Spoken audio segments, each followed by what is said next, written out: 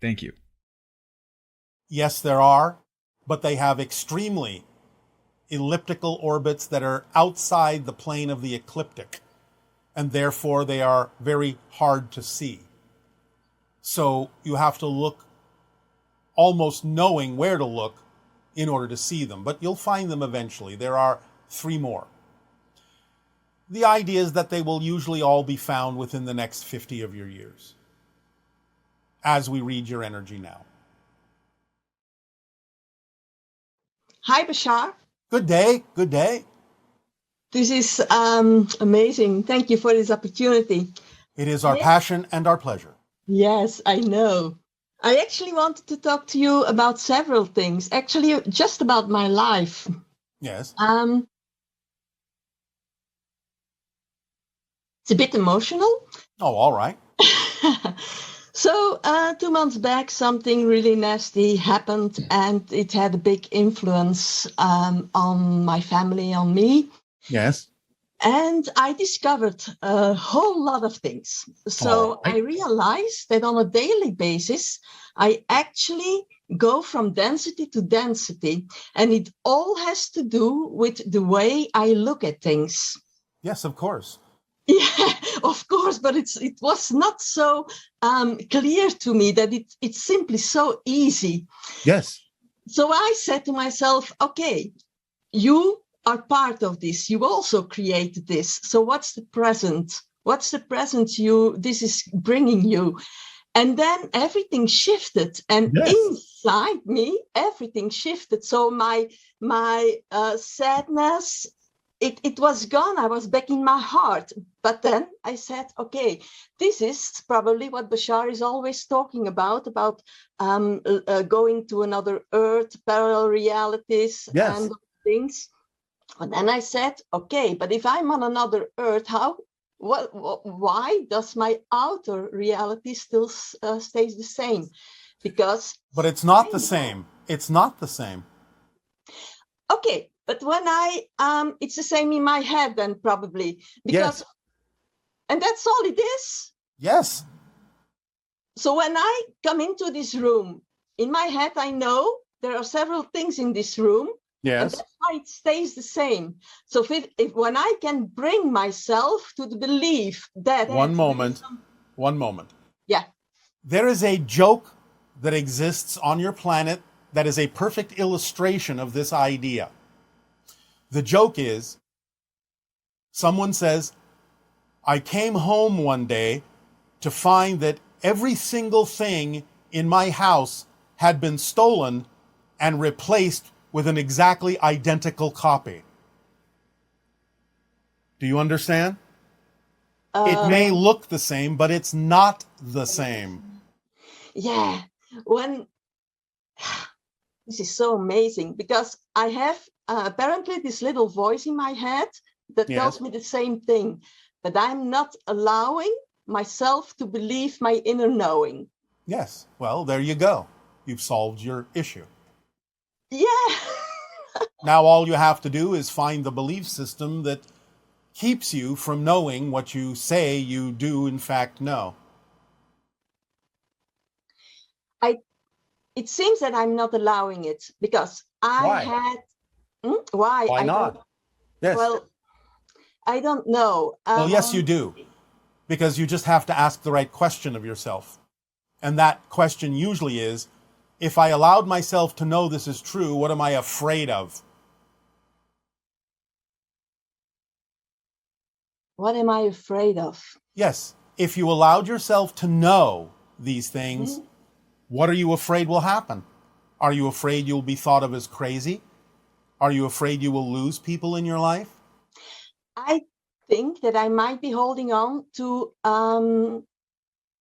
my childhood, because I wanted to ask you what is the highest perspective that my parents, and then especially my mother and I, chose to be in each other's life this lifetime, because I think this is a huge part of everything in my life. Yes, well, the question is, what would you otherwise not have learned had you not been in each other's lives? But can it be that simple that what she did was reject me in every way? But I didn't realize that I was rejecting myself. Well, there you go. That's one lesson you have learned because of the situation that you agreed to participate in. But that's what we do as humans. No, that's what you do when you learn to do those things. It is not natural to humans to be that way. It's a learned experience down through the generations. It's not done just because you're human. Oh, but maybe I didn't express myself. How can wait, where was I? The idea that you are talking about is something that certainly has become a habit in human society. What I'm saying is it's not your natural state to reject each other. No, but I have been canceling out this natural state since my childhood. That's the truth. Yes. So you gave yourself something to change, something to transform, something to learn how to transform.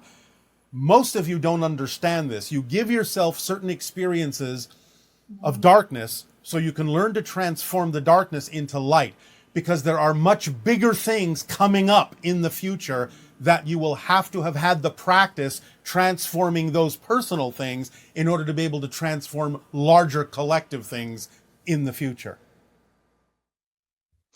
And is this because I'm holding on to childhood stuff that I'm afraid of my power? Because I think that we humans have a whole lot of power. Of course you do. You're creating your reality experience. You have to have power to do that. But let me ask you a question. If you understand that you're shifting through different parallel realities and that you are truly a different person every moment, is the childhood you're referring to actually still your childhood? No, but it is a good box of awareness for me. Take what works from it and recreate that, but you don't have to take all of it if all of it doesn't work for the person you are now. Yeah. You get to decide. I can decide. I can choose. I want two other things, if I may. Quickly. Yes. Cats can come back. That's my experience. One of my cats died, and she came back. It's not No, she didn't come back. But it's a part of her. The energy connection may be very similar, but it's not the same cat. It's not the same cat. She's not the same, but there were different things. It's a whole story, and we don't really have time. But the cat that you have is reflecting certain similar vibrational frequencies to your other cat for a variety of purposes, one of which would be to recognize that that frequency is back in your life. That's why you think it's the same cat, but it's the same frequency. Yeah, okay. And then the guidance from our body is something that is really fascinating.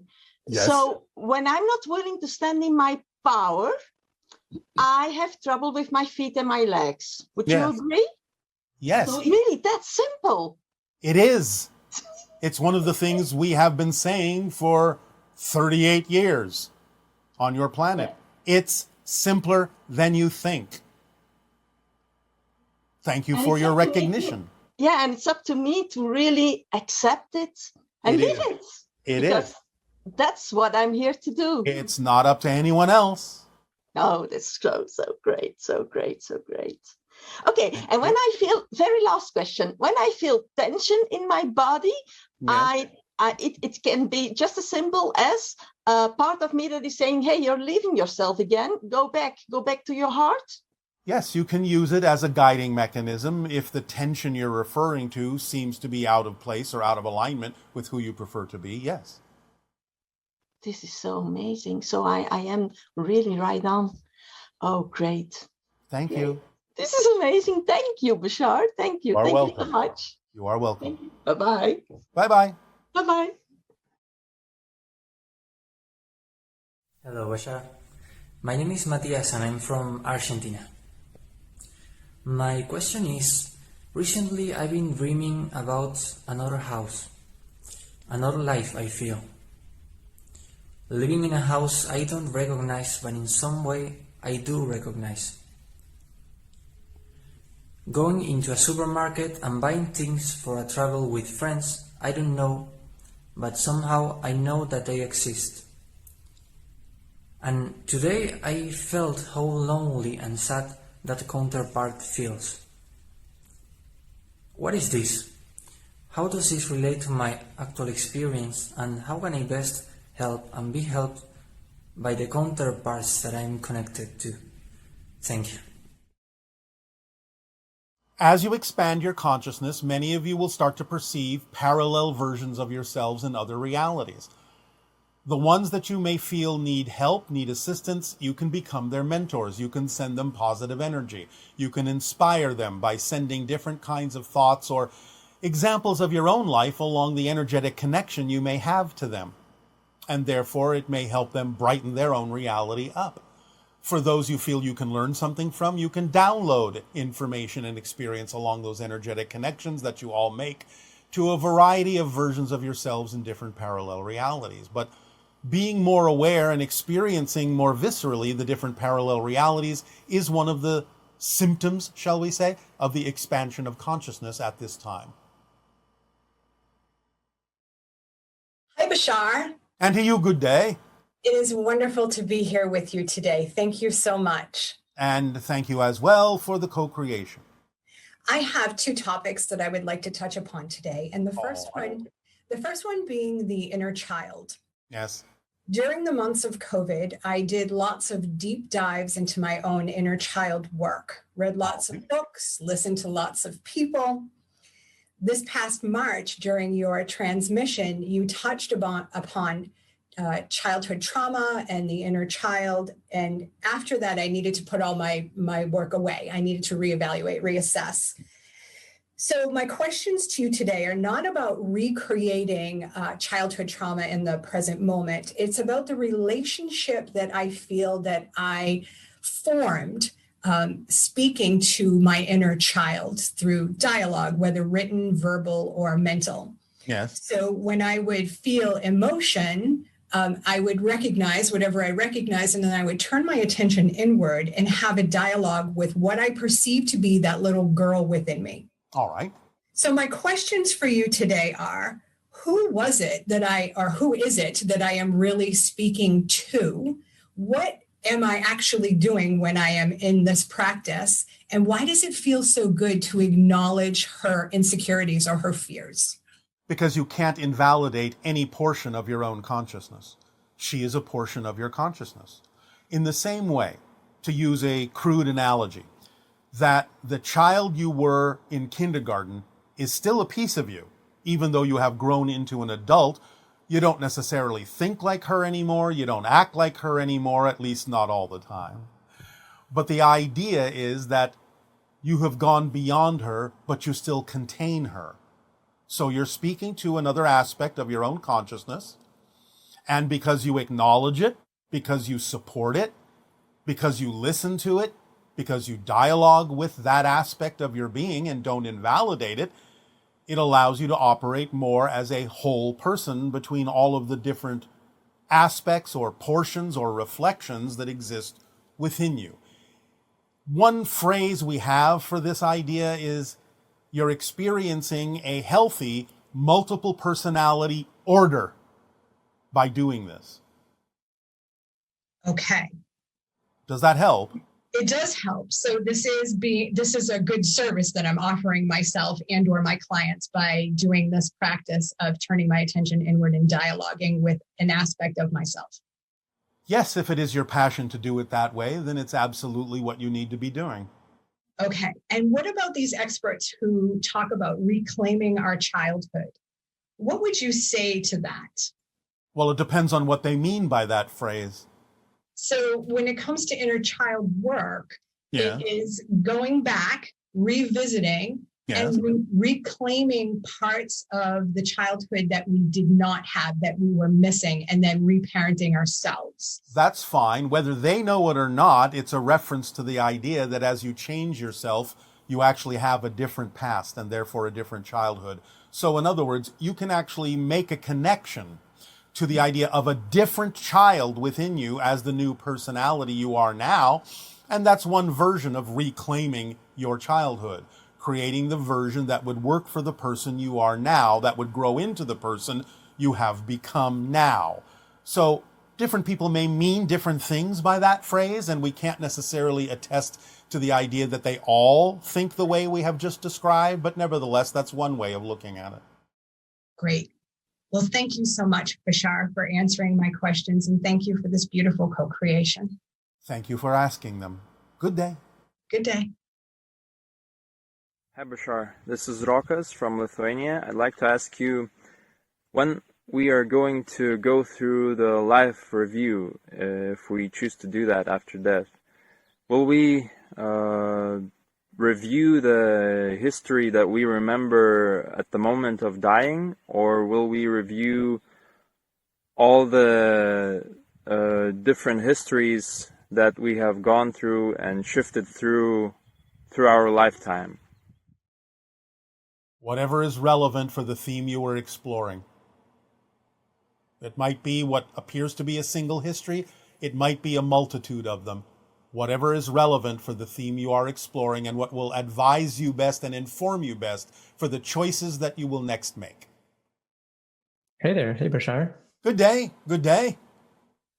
First of all, it's an honor to meet you. Thank you and Darryl for doing all the work that you are doing. Our passion and our pleasure. I have a few topics, so let's just dive right into it. First, I want to ask you questions about, more about yourself and the Sasani. Yes. I know that you followed in the footsteps of your father, right, to become a contact specialist. Yes. What drove you to do that, and what other sort of career paths or life paths are available on your planet? Well, many. I am also a sculptor. That's part of my passion, expression. An explorer in general, in pure form. That's also part of my passion. And there are many other kinds of artistic or exploratory endeavors or encounters that can be had. Some people are directly, literally, living among other civilizations that are not our own to learn from them in a variety of ways. In the same way that you might visit a different country and live among the people there to pick up on and understand more clearly their ways of doing things, their expression of creation. There are many things that we can do. Gotcha. So it's all really driven by sort of whatever is exciting, whatever is creative. Whatever is the key frequency of our being at any given moment, yes.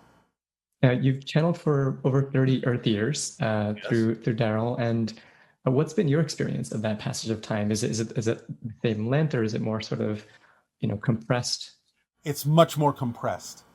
A conversation we may have with you today and a conversation we may have with you a year from now in your time may actually, from our perspective, be back to back.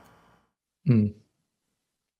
It just depends on what is necessary for our understanding of the content of the conversation. Sometimes there may be a need to understand that time has passed in your experience. Sometimes there may be no need for that at all. Interesting. Okay. And then how many other, contact specialists are in contact with people on Earth right now? It fluctuates, but the average is around 150 from our civilization. Oh, wow. And then there's others from the IL and other civilizations as well. Yes. Gotcha. Interesting. Okay, so on your planet, you had the Shikana experience, right? Yes. And before that experience, what was the civilization like? Like, for example, did you have money? Like, what was life like? We've never really had money. We had much more of a head start evolutionarily than you have. But the idea is that we still had the experience of negativity. We still had some experience of disease and separation and so on and so forth. But we got to a point where the scales were tipped by the majority of the energy focusing in a more positive direction, which then brought about the reflection of the Shikana experience for all, who at least were open and willing to experience it that way. Those that did not, those that had another path, instantly disappeared from our civilization. When you say instantly disappeared, what do you mean by that? They shifted to another reality where we could no longer perceive them. I see. Gotcha. Fascinating. Okay.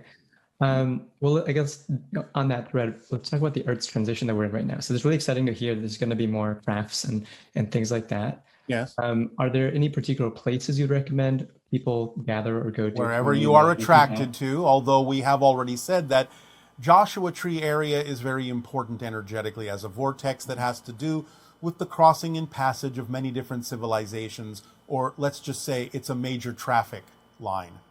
Gotcha. Okay, that makes sense.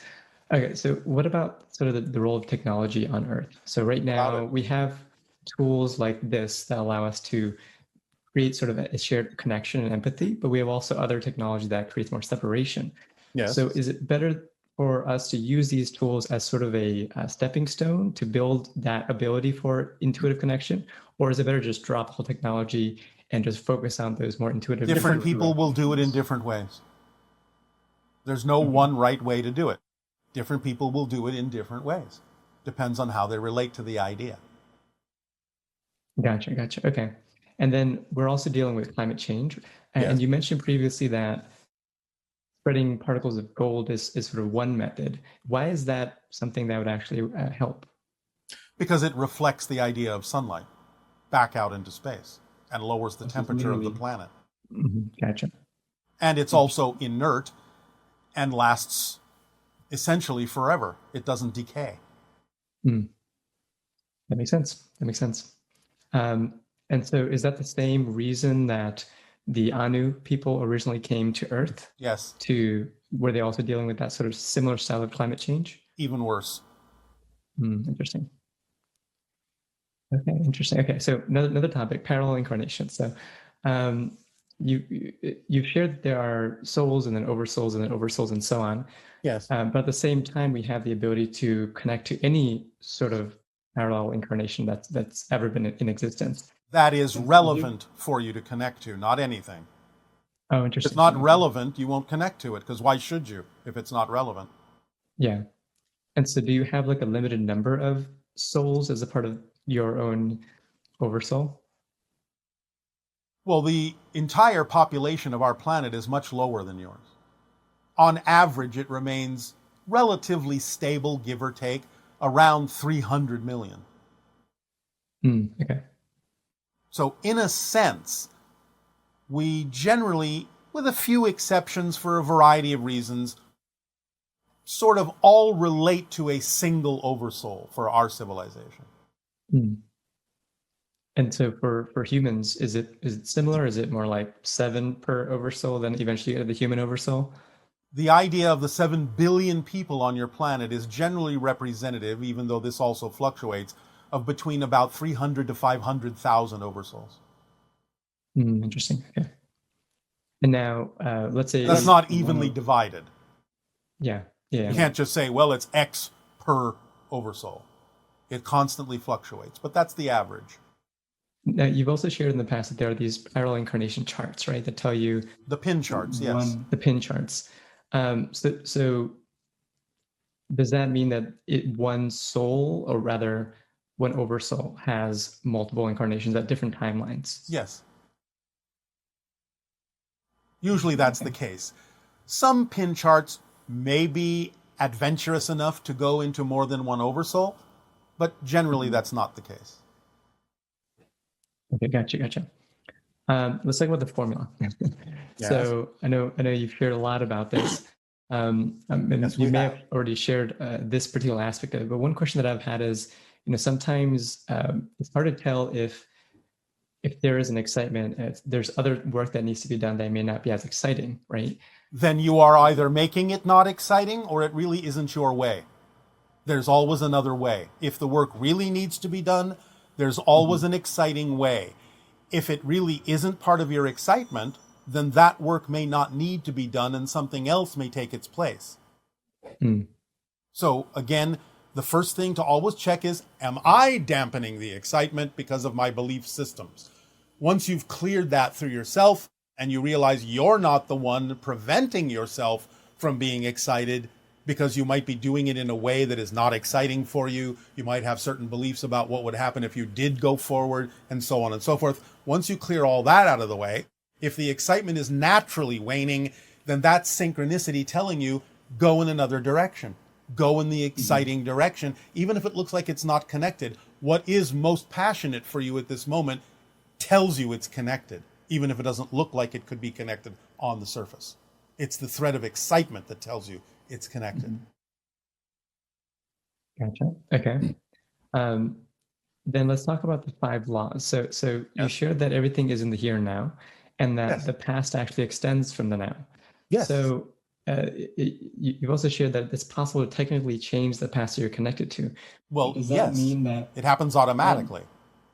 Yeah. Okay. So does that mean that if somebody had a traumatic experience and they believe that they never did, or are they now connecting to another version of themselves that never did? And if so, is that a way of bypassing that sort of experience? Well, yes, in a sense. But the thing of it is it can't be used, in a sense, as a denial mechanism. It actually has to be truly an understanding that you are truly a different person and that the so-called other past has nothing to do with who you are now. Mm-hmm. It can't just be used as a denial or a glossing over mechanism. Oh, well, I'm different, so now I have to pay attention to the fact that I'm still creating all these negative beliefs based on the idea of an experience that happened in childhood. Can't be that. Can't ignore what you're creating in the moment. But if you're truly changing, this is what we often refer to as the 13th step. You really have a deep experiential understanding that you are a new person. And many times when you really understand and experience that you are a new person, though there may be some reasons to still refer to the past belonging to the other person that quote unquote you used to be, very often when you really are a new person, there's nothing to remember because it doesn't relate to you anymore. That's gonna be my next question. So if you are truly that new person, you don't even remember being that old person. In many cases, correct. And so in a way, as you're growing, you may not even be aware that you're growing. Well, you'll be aware in some sense, but it may not be that way. Hmm. You'll always have some sense of measure of change, but it may not be that particular technique that you use. Interesting. Okay. That's very fascinating. And then my last question is, when folks are doing meditation, when they're doing something like Vipassana, we're able to get into these more expanded states of being. Yes. What exactly is that? And then what do you mean, what exactly is that? You're aligning with more of yourselves, more of the parallel realities, more of creation. You're expanding your consciousness to be more aware of the connections you already have. It's a meditation technique. It's a permission slip like anything else. Some people will find it valuable and some people will find other things. Gotcha. Awesome. All right. Awesome. Yeah. Thank you so much. Thank you. Good day. Good day. In which two things of the same vibration don't attract each other, or two things of different vibration don't repel each other. I mean, I can also think of that possibility. Why law of attraction works. Yes, we can explain it mechanically, but on the other hand, you will have to investigate the specific reasons why something may appear to work or not work, because it may have to do with the belief systems of those individuals having the experience. But mechanically speaking, first and foremost, while it is generally correct that you need to be the frequency of the thing you wish to attract in order to attract it, because you have to be on the same wavelength of something to experience it, the difference in what most people understand about the law of attraction is they think they have to learn to generate that frequency to attract what they truly need in life. You don't have to learn it. It's automatic. It's your core frequency, and it's always being given off, and it's always attracting what you need. It may not attract what you want, because what you want may be the product of a negative ego, or just an assumption that certain things are what you need when they're not. But the idea is it's not about learning to give off that frequency to attract what you need. It's about not getting in your way. It's about letting go of negative beliefs and fear-based beliefs that might be preventing what your core vibration is attempting to attract from getting to you. So the real secret of the law of attraction is You just have to get the negative vibrations, the negative beliefs out of the way and clear up those ideas that may be impeding the attraction that is automatically being sent out from your core frequency to the things you need in life, and understanding the difference between what you want and what you need, because there can be a very big difference. Hello, Bashar. Good day, good day. Good to see you. So I have some questions for today. Yes. You say that when we sufficiently change ourselves from within, the outside will also change. Well, not necessarily right away.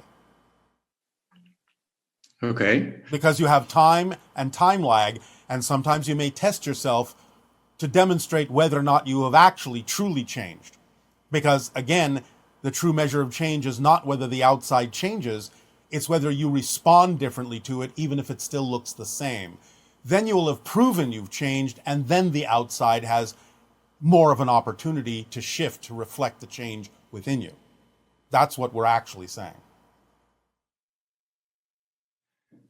Okay. I was thinking in a side way. I saw potential in maybe also bringing a change in different spheres of our minds. And yes. I had this thought of, like, you told us lately that there are 9 different levels of the mind.